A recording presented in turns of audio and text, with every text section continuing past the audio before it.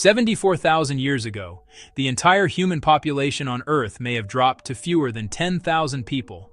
Not from war, not from disease, from a single volcanic eruption, the largest in the last 2 million years. The volcano left behind a lake so vast you can see it from space. And the story of how our species nearly ended, and somehow didn't, is one of the most extraordinary chapters in human history. This is Lake Toba.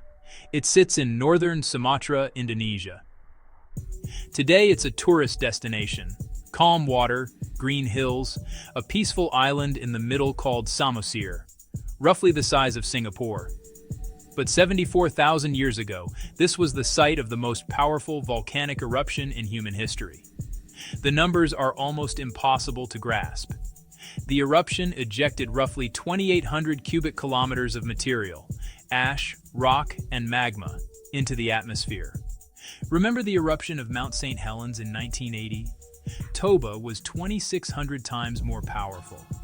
Ash from Toba has been found across South Asia, the Indian Ocean, and the South China Sea, covering roughly 40 million square kilometers. In parts of India, the ash layer was 15 centimeters thick. In Malaysia, 6 meters. Imagine 6 meters of volcanic ash falling on your city. But the eruption itself wasn't the worst part. What came next was, the eruption blasted billions of tons of sulfur dioxide into the stratosphere. Up there, the sulfur combined with water to form a layer of sulfuric acid aerosols, tiny reflective particles that blocked sunlight from reaching the Earth's surface.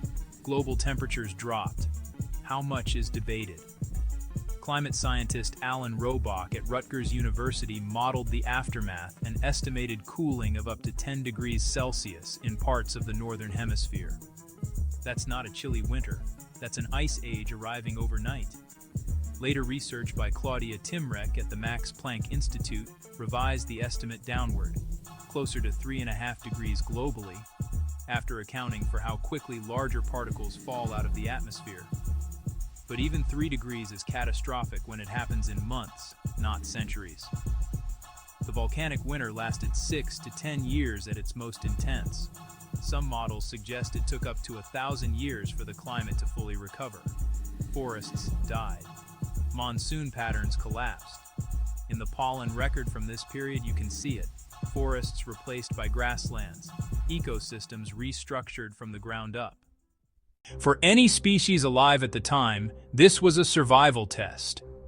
And for our species, Homo sapiens, still confined mostly to Africa and parts of Asia, it may have been the closest we ever came to failing it.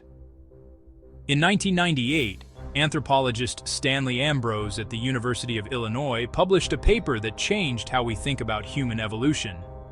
He pointed to something strange in our DNA. Humans are remarkably genetically similar to one another. 2 chimpanzees living in the same forest in Central Africa can be more genetically different from each other than a person from Iceland and a person from South Africa.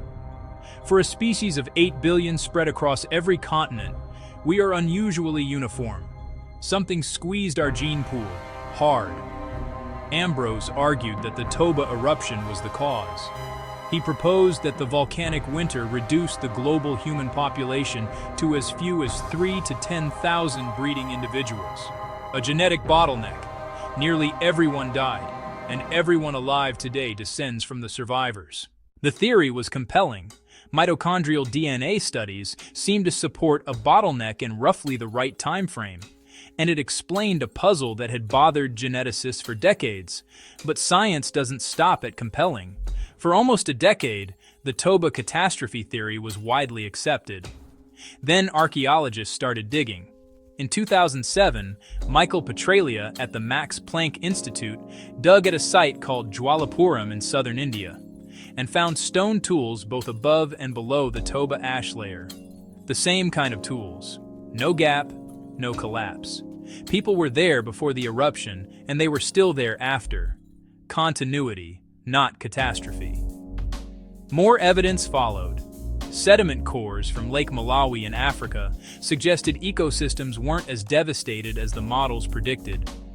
In 2020, A team led by Kira Westaway found evidence of human presence in caves in Sumatra itself, before and after the eruption. If people survived just hundreds of kilometers from the blast zone, the global extinction scenario looked less likely. So where does the science stand now? The honest answer is, somewhere in the middle.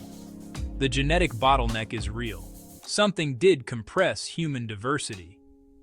But most researchers today believe it wasn't a single event. It was likely a longer, more gradual process, with Toba as one severe episode among several pressures our ancestors faced. The eruption was devastating, but calling it a near-extinction event is probably an overstatement. And in a way, that makes the story more interesting, not less. Because it means our ancestors didn't just survive one catastrophe. They survived a world that was constantly trying to kill them, and they kept going. So how did they make it? The archaeological record gives us clues. At Pinnacle Point in South Africa, archaeologist Curtis Marian found evidence of continuous human occupation through the Toba period. The site is coastal, and that matters. When the land dies, the ocean keeps giving. Shellfish, fish, seaweed. Coastal populations had a food source that volcanic winter couldn't easily destroy. At Blombos Cave, also in South Africa, archaeologists found something remarkable from this same period: engraved ochre and shell beads. Think about what that means. Someone, sitting in a cave while the sky was still dark from ash, picked up a piece of ochre and carved lines into it. We don't know why. Maybe it meant something. Maybe it was just the need to create. But they did it. At what may have been humanity's lowest point, someone was making art.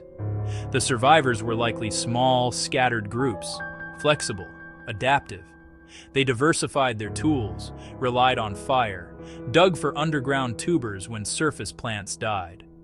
They weren't the strongest species on Earth, not even close, but they were the most adaptable.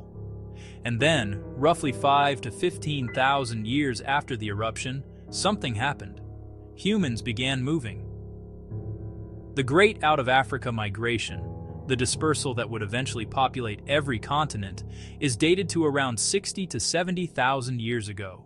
Some researchers, like Chris Stringer at the Natural History Museum in London, have suggested that the post-Toba recovery itself may have driven this expansion.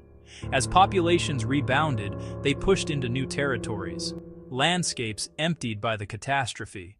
Toba isn't the only supervolcano on Earth.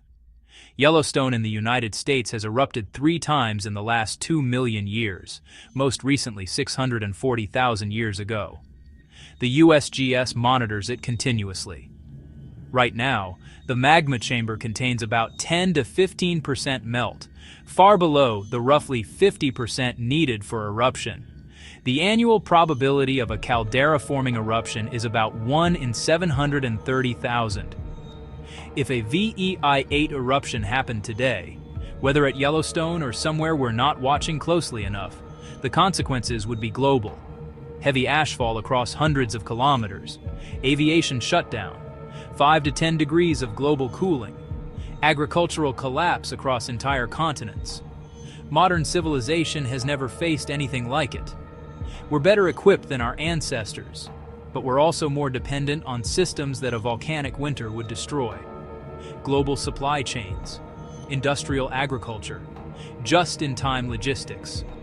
Our ancestors survived because they were small, scattered, and self-sufficient. We are the opposite of all three. 74,000 years ago, a volcano in Sumatra erupted with a force we can barely comprehend. The world went dark, temperatures plummeted, and a small number of humans, scattered across Africa and Asia, held on. Every person alive today may carry their legacy in our DNA. Our ancestors survived because they were small, scattered, and adaptable. Whether we still have that capacity, that's the question Toba leaves us with. So, if a supervolcano erupted today, do you think modern civilization could survive it? Drop your answer below. Subscribe for more stories like this, and I'll see you in the next one.